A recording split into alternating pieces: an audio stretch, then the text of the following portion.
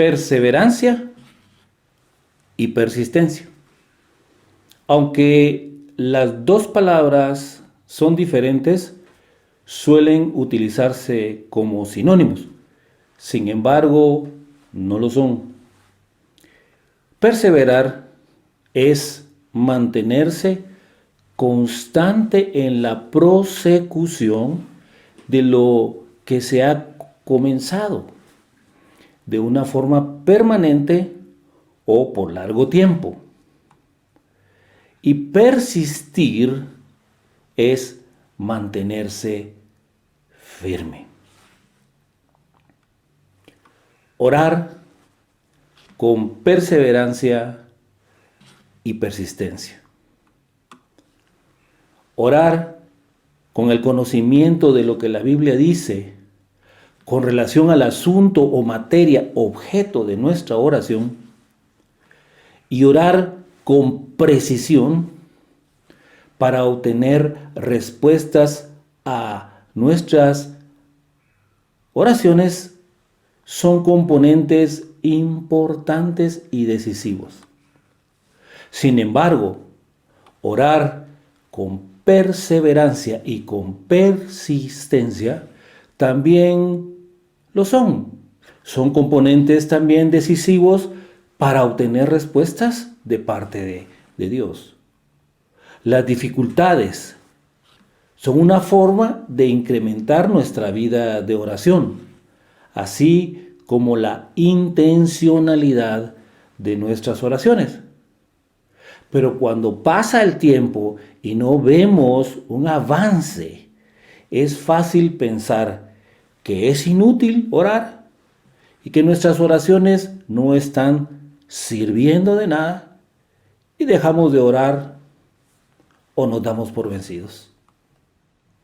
La Biblia, la palabra de Dios, nos enseña y nos instruye en palabras de nuestro Señor Jesucristo que no debemos dejar de orar, así como de la importancia de la perseverancia y la persistencia en nuestra actitud y en nuestras oraciones mediante la historia de una mujer persistente y perseverante en una situación de impotencia ante la actitud extrema de egocentrismo, arrogancia e injusticia de un funcionario judicial.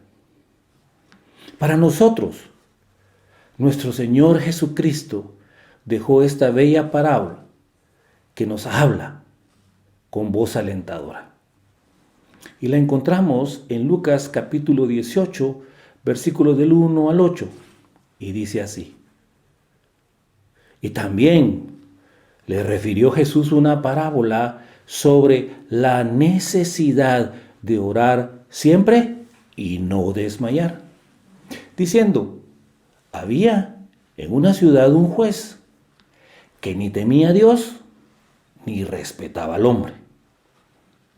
Había también en aquella ciudad una viuda, la cual venía a él diciendo, hazme justicia de mi adversario. Y él no quiso por algún tiempo, pero después de esto dijo dentro de sí, aunque ni temo a Dios, ni tengo respeto al hombre, sin embargo, porque esta viuda me es molesta, le haré justicia. No sea que viniendo de continuo me agote la paciencia. Y dijo el Señor, oíd lo que dijo el juez injusto. ¿Acaso Dios no hará justicia a sus escogidos, que claman a Él de día y de noche? ¿Se tardará en responderles? Os digo que pronto les hará justicia. Pero cuando venga el Hijo del Hombre, ¿hallará fe en la tierra? En la parábola, el juez se nos presenta como un hombre carente de principios. La viuda se nos presenta como una mujer que había sido maltratada por un adversario y acudió al juez por justicia.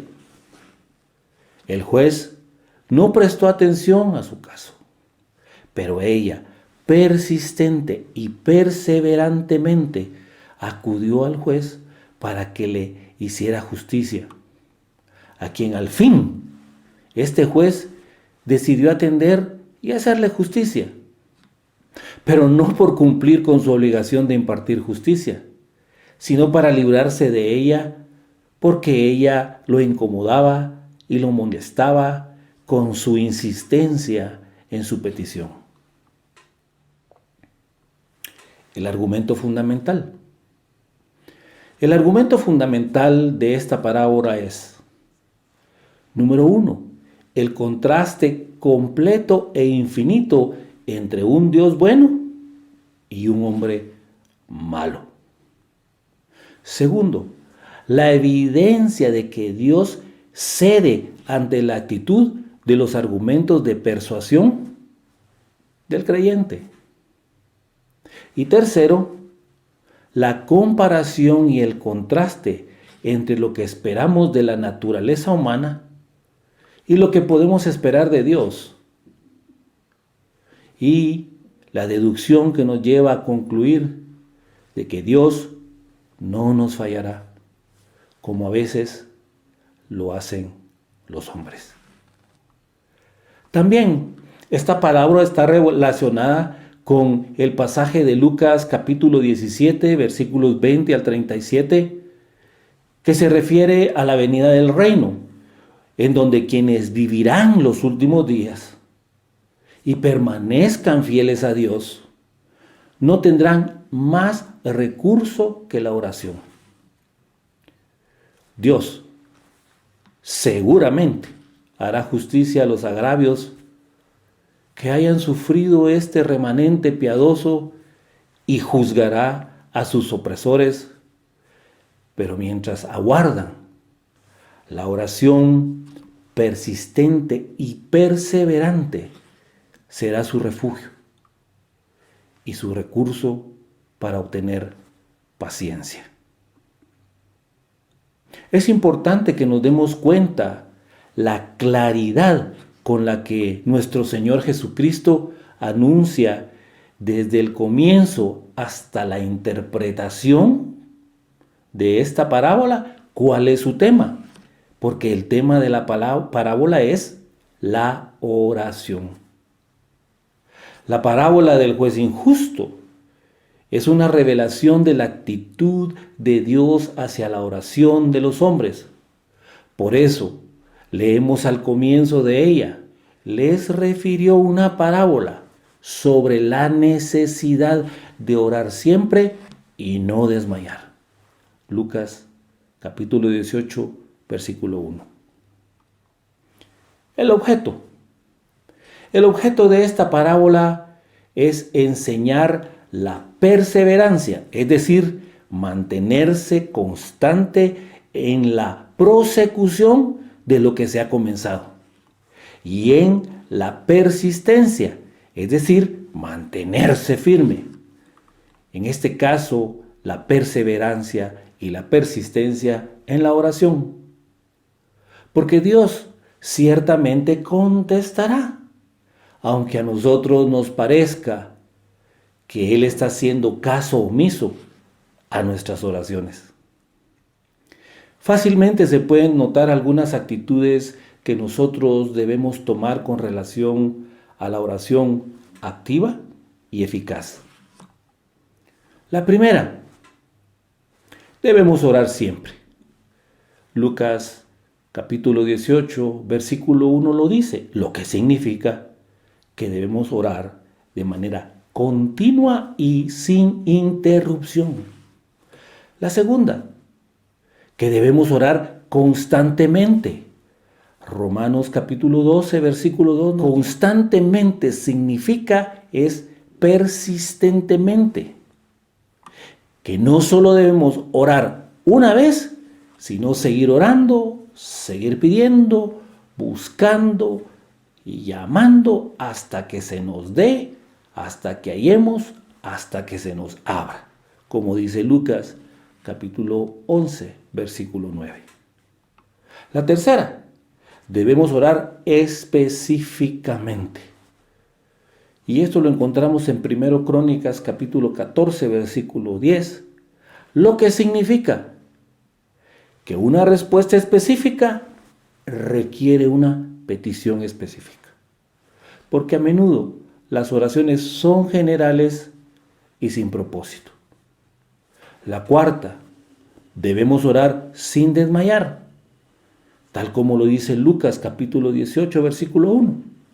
Lo que significa es que debemos orar sin desalentarnos, sin desanimarnos, sin desfallecer, aun cuando las oraciones no contestadas de inmediato nos pueden hacer claudicar ante las situaciones adversas que se nos presentan, porque parece que el oportuno socorro de lo alto se tarda mucho en llegar.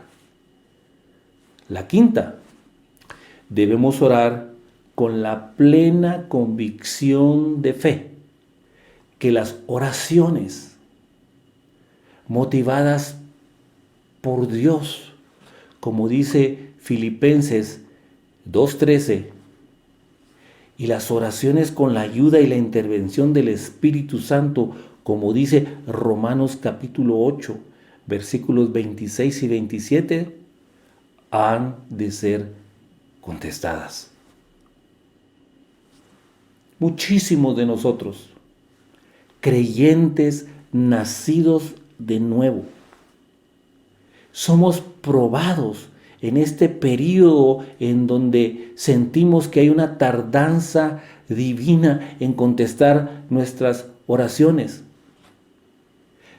Y nos corremos el riesgo de ser tentados a dejar de orar, porque consideramos que estas actitudes, cuando nos acercamos a Él en oración, son innecesarias porque Dios no contesta. La viuda, fastidiosa y molesta. La viuda vivía en la misma ciudad que el juez. Siendo viuda, ella ocupaba un lugar destacado en la ley judía. Sin embargo, en el tiempo que Jesús vivió en este mundo, las viudas eran un tanto despreciadas y víctimas de cualquier persona sin escrúpulos y sin principios. Las viudas generalmente eran pobres, no tenían a nadie que las protegiera, que las ayudara, y en caso de agravios en su contra, pues la única esperanza que ellas tenían era acudir a quienes administraban justicia para que intervinieran a su favor. La ley judía reconocía misericordiosamente el desamparo, la indefensión, la impotencia y la protección de las viudas, las que casi siempre eran objeto de lástima. En Éxodo capítulo 22, versículo 22 encontramos que la Biblia nos dice que a ninguna viuda afligiréis. En Deuteronomio capítulo 10, versículos 17 y 18 dice: porque Jehová vuestro Dios es Dios de dioses, es Señor de señores, Dios grande, poderoso y temible, que hace justicia al huérfano y a la viuda. En Deuteronomio capítulo 24, versículo 17, la Biblia nos dice claramente que el Señor le dijo a los jueces: no torcerás el derecho del extranjero, ni del huérfano, ni tomarás en prenda la ropa de la viuda. Como viuda, era muy probable que tuviera poco dinero o influencia. Nuestro Señor Jesucristo no nos detalla cuáles eran las circunstancias de su caso. Solo nos dice que necesitaba que se le hiciera justicia en un asunto con su adversario. Lo importante de este pasaje es aprender cómo ella actuó cuando ella se presentó por sí misma ante el juez. Lo que nos dice que ella no tenía nadie que la defendiera. Lo que nos dice que probablemente no podía pagar una representación legal. Lo que nos dice que al parecer tampoco tenía nadie de su familia que le pudo haber ofrecido ayuda. Y nos dice que no tenía ninguna posibilidad de obtener una resolución de parte del juez en su caso. Sin embargo, independientemente de la imposibilidad de obtener justicia, no se dio por vencida. Ella perseveró y persistió y lo hizo sola. Únicamente con perseverancia y con persistencia, para lograr que este juez mal dispuesto le hiciera la justicia que no solamente necesitaba, sino que también merecía. El juez injusto. Un aspecto notable de este relato es la calificación que el mismo Señor Jesucristo hizo de este juez, y lo calificó como un juez injusto. Y eso lo encontramos en Lucas capítulo 18, versículo 6. Y dijo el Señor: oíd lo que dijo el juez injusto. ¿Y cuál era la característica principal de este juez injusto, también calificada por el mismo Señor Jesús? Y esto lo encontramos en Lucas capítulo 18, versículo 2. Que era un juez que ni temía a Dios ni respetaba al hombre. La conducta de este juez da testimonio de la desorganización general y la corrupción del sistema de justicia en aquel entonces.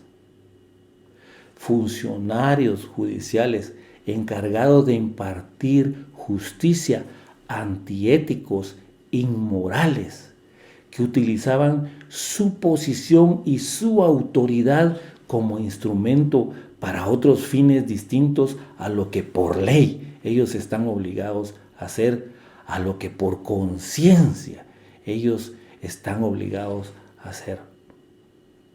Aquí tenemos a alguien que además no le importaba a Dios ni tampoco le importaban los hombres.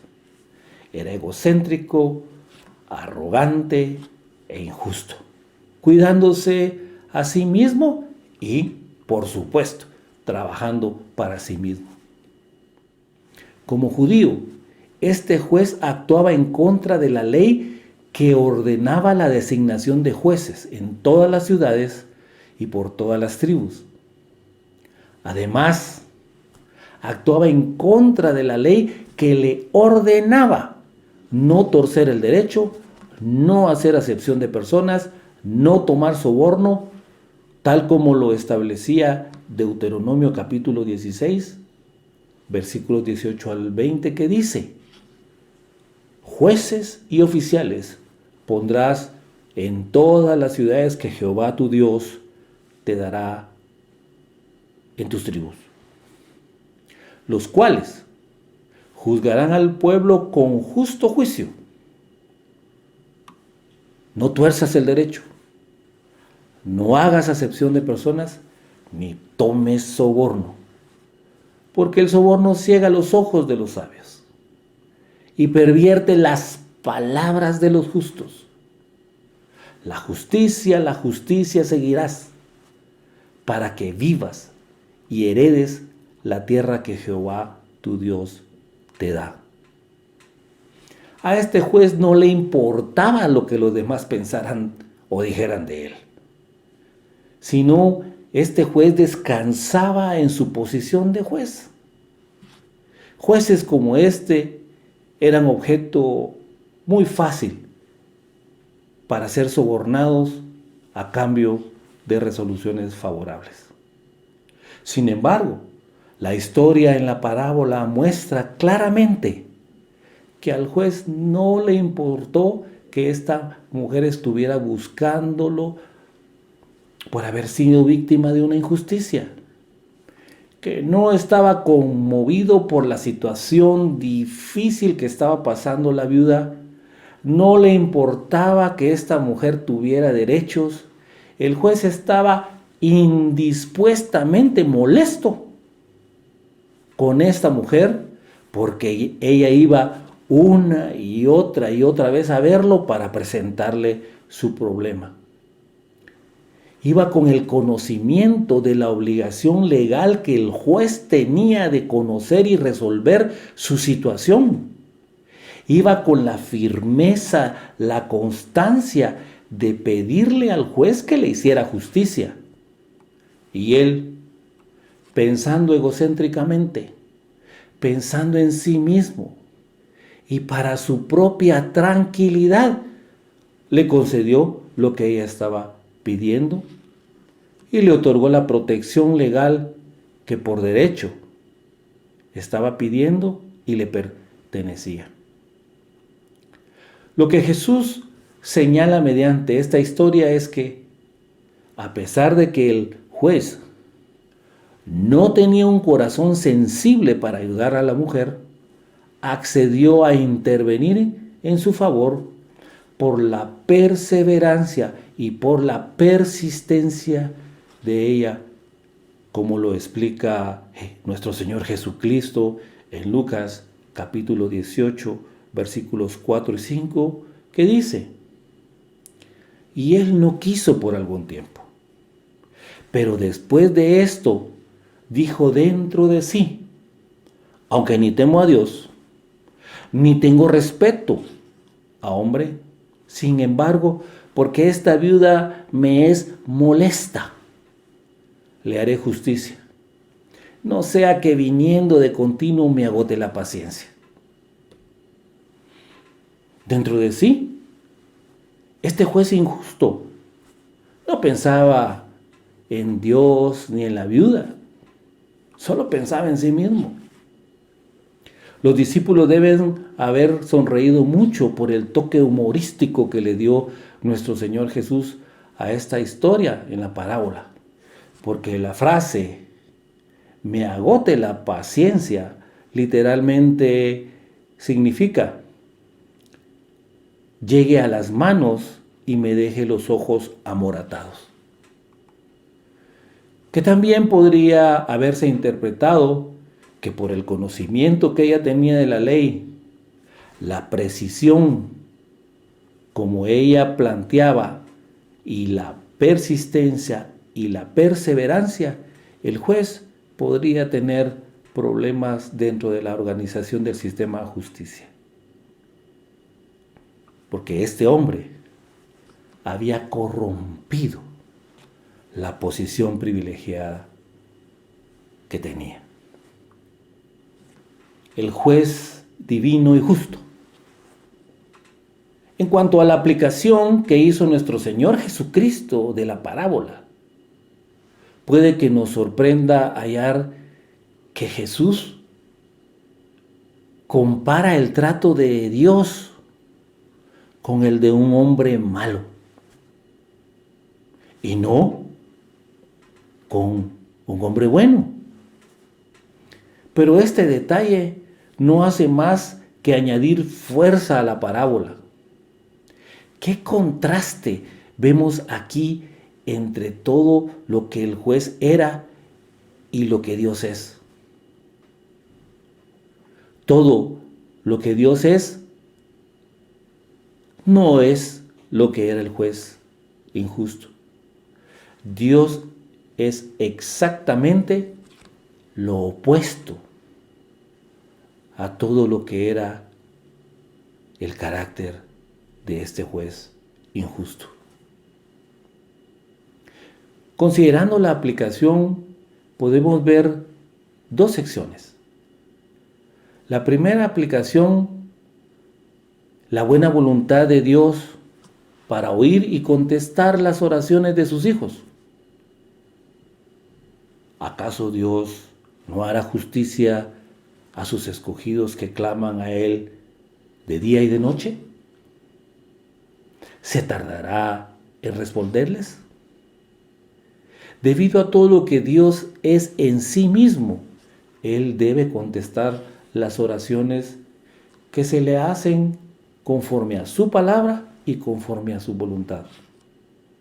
Las características de la propia naturaleza de Dios y de la necesidad humana lo condicionan a Él a contestar las oraciones. La frase que claman a Él de día y de noche refuerza el mandamiento de nuestro Señor Jesucristo sobre la necesidad de orar siempre. El juez injusto respondió finalmente al clamor de la viuda, que solo lo hizo por librarse de ella. ¿No contestará Dios, quien es absolutamente justo, las oraciones de todos aquellos a quienes sí le importan a Él y a quienes Él ama? Las oraciones de sus hijos que están viviendo bajo la injusticia y bajo la opresión. Si un mero sentimiento egoísta persuadió a un hombre malo, ¿cuánto más nosotros podemos esperar de Dios, nosotros sus hijos, sus escogidos, a quienes le importamos, a quienes Él ama, que quiere que nosotros disfrutemos en este mundo de todo el bien que Él puede proporcionarnos? Si la perseverancia y la persistencia de la viuda prevalecieron al final, ¿cuánto más prevalecerán la persistencia y la perseverancia de nosotros ante Dios? Si tenemos una relación íntima con el Señor y estamos plenamente seguros de que somos sus hijos, de que somos sus escogidos, si oramos y pedimos conforme a las promesas que Él nos ha dado y que están contenidas en su palabra y conforme a su voluntad, pues debemos tener la certeza de que Él nos oye, nos comprende, nos hará justicia y nos contestará. Podemos esperar mejor trato de un Dios amoroso que de un juez desalmado. La frase ¿se tardará en responderles? El juez injusto se tardó en responderle a la viuda. Lo que pasó es que él ya se sentía fastidiado y molesto con la actitud de ella. Y puede ser que Dios parezca indiferente ante nuestro clamor. Sin embargo, tenemos que aprender que a veces las razones de falta de respuesta a nuestras oraciones pueden ser, primero, por falta de conocimiento de parte nuestra, es decir, nuestra ignorancia de lo que en la palabra del Señor está escrito, de sus promesas. Cuando pedimos mal, cuando no pedimos conforme a su palabra ni conforme a su voluntad.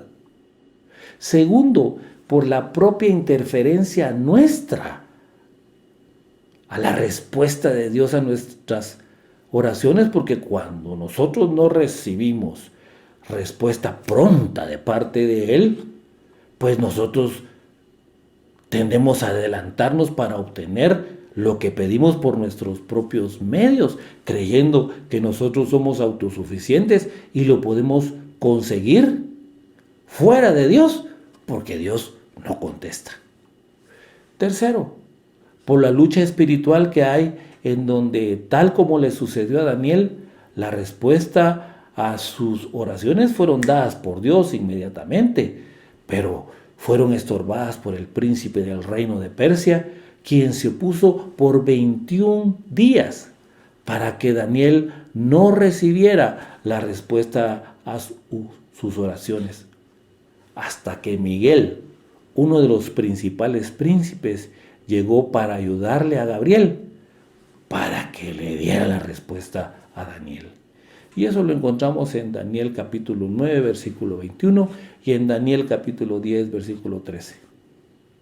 Cuarto, porque uno de los propósitos de Dios puede ser fortalecer nuestra fe, puede ser fortalecer nuestra paciencia, porque debemos conocer, comprender y discernir que la oración que Él inspira con la ayuda del Espíritu Santo será contestada a su manera y en su tiempo, como lo dice el Salmo 37, 5, confía en Él y Él hará.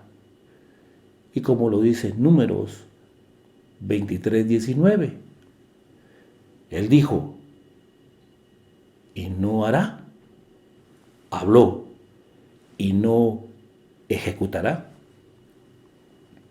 Debemos entender que a Dios no le molesta que le pidamos, que cuando Dios contesta, no lo hace de mala gana, que cuando parece que Dios niega o retarda lo que nosotros le pedimos, Él actúa con su sabiduría divina y con su amor hacia nosotros combinadamente. La segunda aplicación, pero cuando venga el Hijo del Hombre hallará fe en la tierra.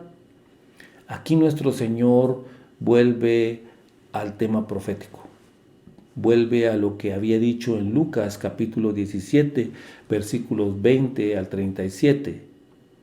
Cuando venga para irrumpir en medio de toda la impiedad de la tierra, hallará fe. Nuestra responsabilidad, no obstante, es guardar la fe.